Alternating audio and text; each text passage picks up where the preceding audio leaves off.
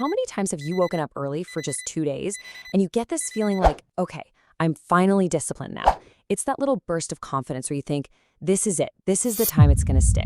It's such a quiet, hopeful moment. Day one, you're just on top of the world. Everything feels organized. Everything seems possible. You feel like you are in complete control. Then day two comes along and you're building that momentum. You think, see, I've got this. It almost feels easy, totally natural. You're proving to yourself that you can actually do it.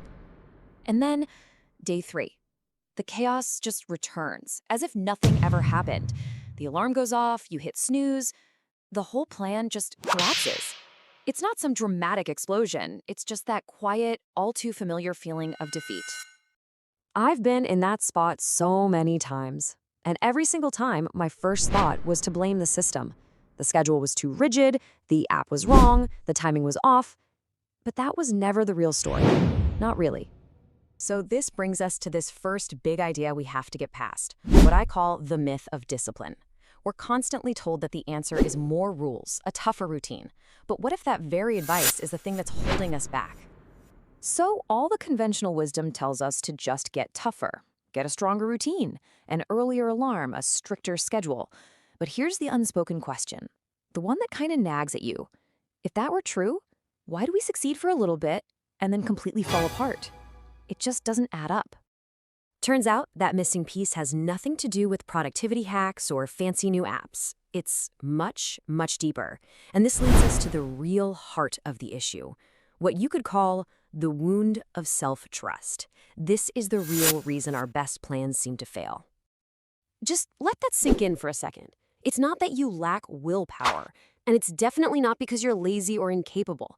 The real fight is with that quiet internal voice that believes you're just not the kind of person who follows through. And this is that internal clash, right? On one hand, you're trying to build this new habit, but on the other, there's this shadow self, the part of you that remembers every single past failure. It's whispering that this is just another temporary phase, and that eventually you're going to give up. So every new system you try is at war with this deep-seated belief. So, if the habit isn't the problem, what is? Well, we have to completely redefine the equation, and this brings us to a whole new way of looking at it, a total shift in perspective. Identity before habits. Okay, so here it is. The real problem isn't that you lack a system. The problem is that you're building a system for a version of yourself you don't actually believe in. Your mind knows your track record, and it sabotages the plan before it even gets going. Not because you're weak, but to protect you from the sting of yet another failure. And this is where we just flip the old logic completely on its head.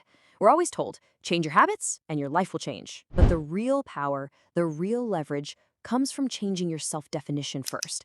Because when you start to actually see yourself as a consistent, committed person, your actions just start to line up with that new identity, almost automatically. So how do we actually do that? How do we build that new identity? Well, it's not through another crazy routine or a perfectly color-coded planner. It's about something much, much smaller. A new approach I just call your one daily proof. The goal completely shifts. Instead of trying to be disciplined, you're just looking for one thing, one single daily piece of evidence that you're someone who keeps promises to yourself. Just one. That's the whole game.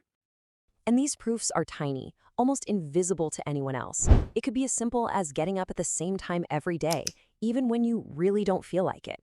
Or maybe it's completing one tiny task you said you would, no matter what mood you're in. Or maybe it's just stopping that endless cycle of blowing up your life every week to start over.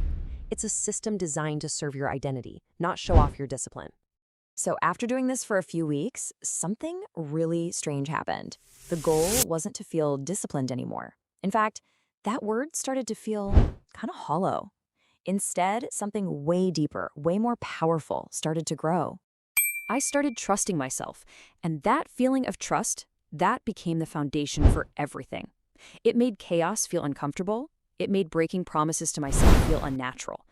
And that is infinitely more powerful than any fleeting burst of motivation. So I'll just leave you with this to think about. Is your problem really that you don't have the right system? Or is it that you live every single day with an identity you still don't fully trust?